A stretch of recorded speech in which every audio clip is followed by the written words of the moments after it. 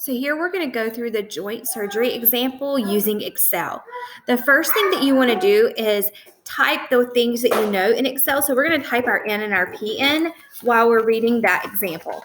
So remember the example was a certain type of joint surgery has a 75% chance of success. 3 unrelated patients receive the surgery. We're going to construct a probability distribution and create a histogram of the distribution. So our N in this case is the 3, and our success at 0.75. Now I can start writing my table in. So we have the number of successes,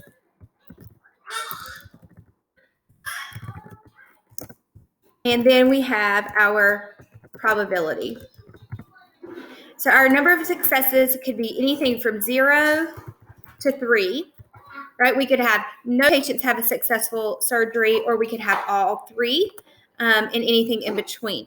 Now to find that exact probability, what you're going to do is you're going to do equals binom dot dist dot range. And then we're going to put in our information. So we're going to use our number of trials. Okay, so I'm putting in that 3, comma, my probability of success, and then I'm going to use the number of successes. Now, if I do not go back and tell this problem to not change the B1 and B2, then when you drag down, it's going to move those cells, and you do not want it to do that. So I am actually going to be typing in the dollar signs around those, and then my A5, and then enter, and I should be able to drag down and get those other probabilities. The other way you could do this, if you did not want to cell reference N and P, okay, so I'm going to delete this and show you again. You could do equals binom dot dist dot range, and then you can type in 3, and then our success is 0.75, comma, and then select your number. Okay, so in this case, we're selecting 0, close parentheses, enter, and then drag down, and it's not going to change those other values. It's only going to change that cell that we referenced. Okay, so there are our probabilities, and now we can create a probability distribution, and this is just like we've done for histograms. So you're going to highlight those probabilities, do insert, come over to the tables, to table. Remember to change your quick layout to layout 8, and then you would just need to fix your cells and your titles and everything. Okay, so I'm going to go ahead and do that. And so we've got, this is successful joint surgeries.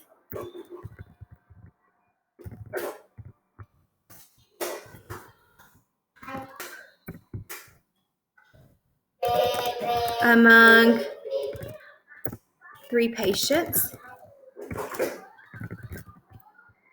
Our Y, okay, so that vertical axis is actually the probability, so P of X, and down here we have our number of successful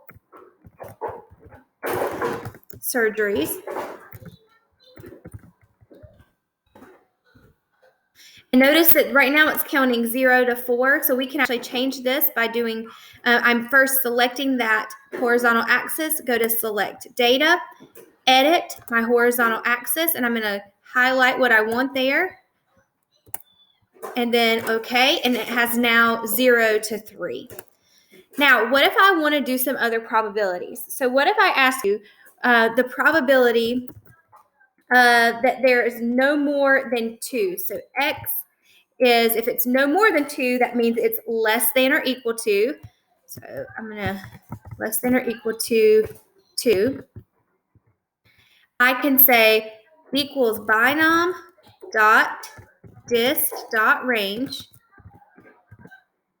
And again, we're going to do the trials, the probability of success, and now we're going to have less than 2. Well, less than 2 is going to be 0 to 1, right? Because we are Oh, sorry, no more than 2. So no more than 2 is from 0 to 2.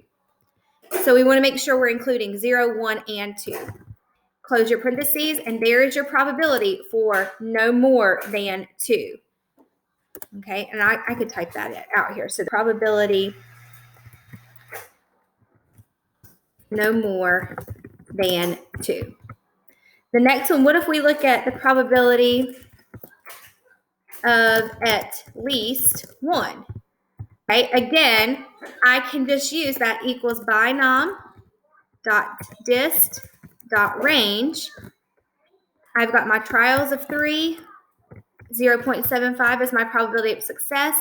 At least 1 is going to mean 1 or more. And so in this case, it's going to be 1 to 3. Enter. And there's our probability of at least 1 successful surgery.